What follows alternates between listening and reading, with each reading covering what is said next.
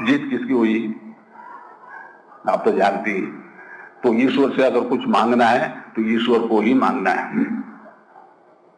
उनकी शक्ति नहीं, उनका दौलत नहीं, उनके आशीर्वाद भी नहीं। अरे आशीर्वाद किससे क्या मांगोगे, वो भी फिर भी साहब हमें आशीर्वाद करिए, फिर हाथ फैला लेंगे हर एक के सामने। जो भी आया गेरुआ पहन के साहब आशीर्वाद, चरण स्पर्श, दर्शन। ये हमारी 3 बीमारियां हो गई आज के भारत में।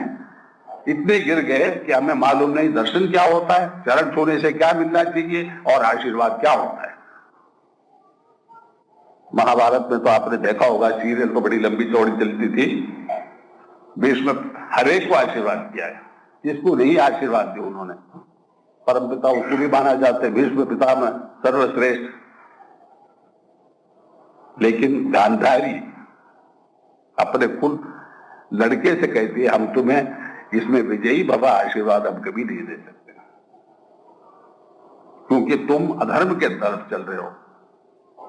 धर्म जो चाहता है उसी को हम आशीर्वाद दे सकते हैं। दुर्योधन तो निराश होकर चले जाता है।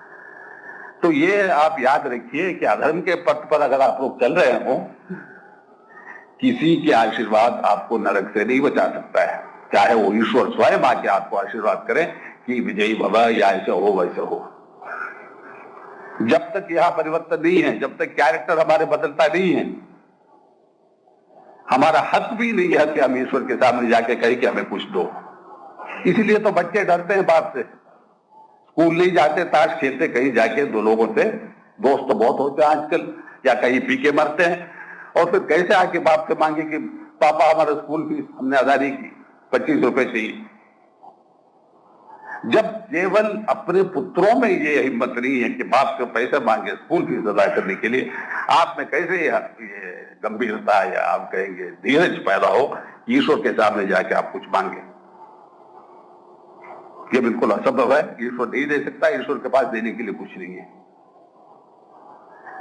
एक संस्कृत लफ्ज है अदृष्टम, हम लोग कहते हैं तमिल में अदृष्टम, यानी जिसको कहते हैं क्या है, लकी, गुड लक जिसको कहते हैं, अदृष्ट। उसका सही अर्थ यह है कि जो अदृष्ट है, जो आंखों से हम नहीं देख सकते, वो जिसके पास है वो अदृष्ट आदमी है। उसके पास सब कुछ है, जिसके पास ईश्वर है उसके पास तो सब कुछ है। जिसके पास ईश्वर नहीं है, चाहे वो कुल सृष्टि के मालिक हो जाए, लेकिन मरते मरते वो सब खो जाता है।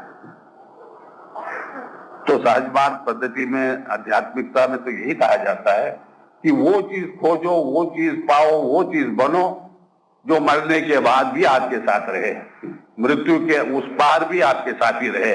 वो तो केवल ईश्वर है। वो दिल में मौजूद है, हृदय में मौजूद है, ये तो सर्वशास्त्र में है।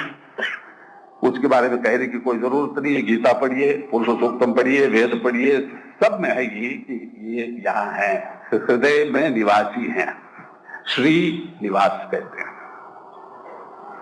तो ध्यान करना तो फिर अकलमंदी की बात नहीं है, नेचुरल चीज है। इसको सोचने के बारे में क्या है, सोचने का क्या विषय है, किससे पूछना है, क्या परखना है। आंखें बंद करो, देखो कि है कि नहीं, उनके साथ संबंध जोड़ो और फिर उनसे कहो कि साहब अब तो आप मौजूद है हमारे अंदर, हमने देख चुका है, अब आप चलाइए हमारी जिंदगी। यही है संदेशा, यही है आशीर्वाद। धन्यवाद।